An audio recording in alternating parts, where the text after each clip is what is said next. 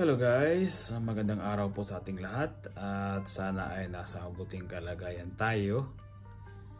Lalo na sa panahon ngayon guys na may maraming mga problema sa buhay-buhay. Ingat-ingat tayong lahat at sa mga tao na gustong makabayan natin, no? Real talks tayo para sa mga gustong mag-abroad, magiging OFW. Napakaganda po guys ng naisip ninyo kung kayo po ay mag-isip na magiging OFW dahil napakalaki pong tulong sa pamilya natin at sabi nga nila nakakatulong din tayo sa bansa natin at the same time. Pero guys, para sa akin, dahil ako po ay nagiging OFW ng napakatagal ng panahon, mahirap po talaga yung OFW, no? Mahirap ang trabaho talaga yan dahil ang ating pagpunta sa ibang bansa ay trabaho. Kaya dapat kung tayo ay magiging OFW, huwag tayong masyadong magreklamo dahil ang punta natin ay trabaho, no? So kailangan i-ready natin yung sarili natin. Kung tayo ay gusto magiging OFW, siguraduhin natin na medyo kaya natin. At huwag tayong masyadong mareklamo kung kaya naman natin. Kasi ganoon talaga minsan may mga pagsubok sa buhay. Yung subukan tayo kung kakayanin ba natin yung gusto natin. Kasi kung umaangal tayo kaagad, hindi tayo maging successful guys. Ibig sabihin, hindi tayo magtatagal. Kasi sa mga nabasa natin o narinig natin na nagsasalita kung paano sila nagiging successful sa buhay nila, sobra-sobra yung pinagdaanan nila. Talagang bumagsak, bumangon, lumaban. Ganon yung ginagawa nila guys. Hindi lang isang beses silang bumagsak, maraming beses, hindi sila tumigil. Yun lang yung pinaka doon, na huwag tayong tumigil kung talagang may gusto tayong gawin sa buhay para sa kinabukasan o sa future natin. Tuloy-tuloy lang, huwag tayong huminto. Kasi kung huminto tayo ay hindi natin matutupad dahil huminto tayo eh. Pero kung tuloy-tuloy lang, maaaring maabot natin, hindi man 24/7 na makuha natin kaagad. Siyempre guys, sabi nga ni Lord ay bibigay sa atin sa tamang panahon, sa tamang lugar. So antayin natin, huwag tayo masyadong magmamadali. At pinaka-importante guys, pag tayo po ay magiging OFW, isipin natin guys kung ano pa talaga yung plano natin para hindi tayo naguguluhan sa isip natin. Kaya ka ba nag-abroad para sa pamilya mo o kung ano man yung plano mo para at least sigurado. Tapos aalis kayo ng bansa, dapat malinaw sa pamilya mo na ito talaga yung gusto mo, ito yung balak ninyo, para wala kayong problema na magsisihan pati ng time. Kung ano man yung mangyari, hindi kayo nagsisihan. Dapat walang iwanan. Ganun dapat. At siyempre, ang pinaka-importante sa lahat ay dapat samahan natin ang panalangin guys. Ano man yung mga balak natin, samahan natin ang panalangin. Yung pagtatrabaho natin, samahan natin. Kasi hindi po tayo magiging matatag kung tayo lang kung sarili lang natin kakayahan ang ating isipin. Dapat isipin natin na mayroon pang mas nakakataas sa atin, na siyang may likha sa atin.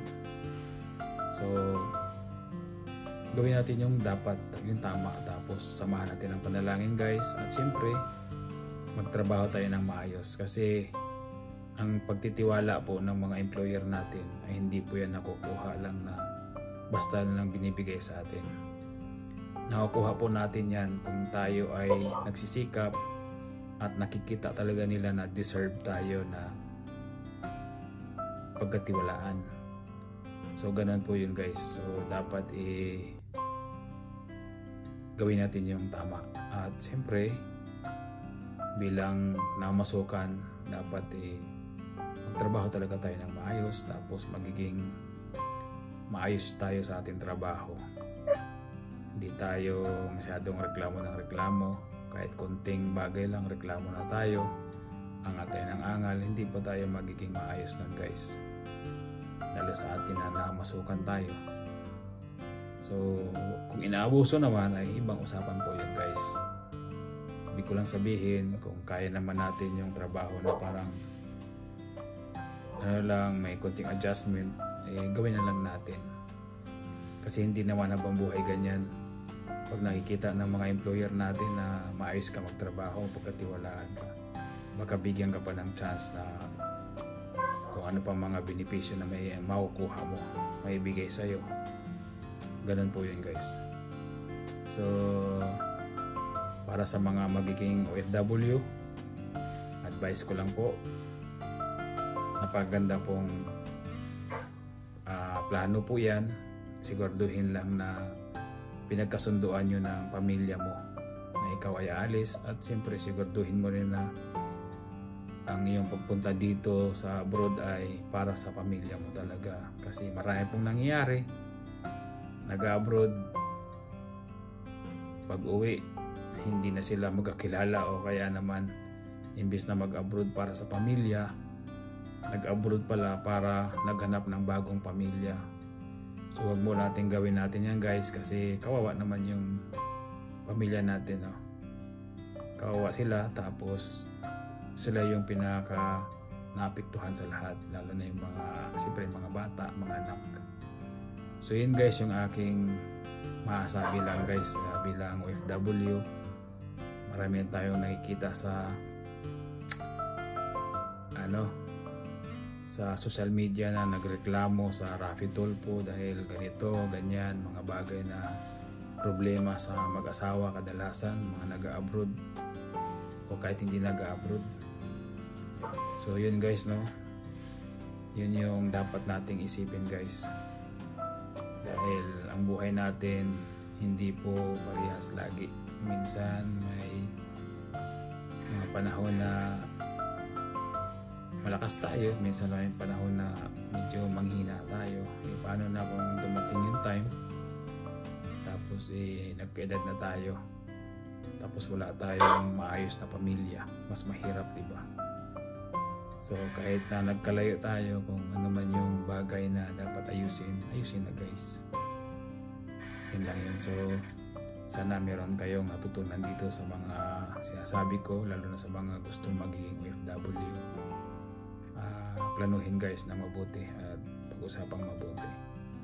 So thank you for watching guys. Kung hindi pa kayo nakapag-subscribe, please subscribe guys, dahil itong YouTube channel ko ay gusto ko pong gawing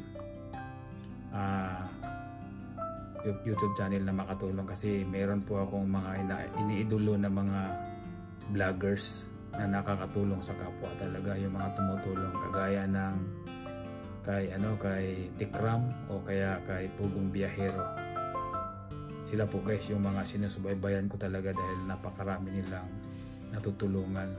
At naisip ko rin yung guys na balang araw baka sakaling swertihin at hindi man tayo habang buhay na nag-abroad, baka ibigay ni Lord yung ganong bagay, subukan ko rin yung ganyan. So sana guys, supportan nyo aking YouTube channel, dahil yun po ang balak kong gawin, makatulong sa kapwa.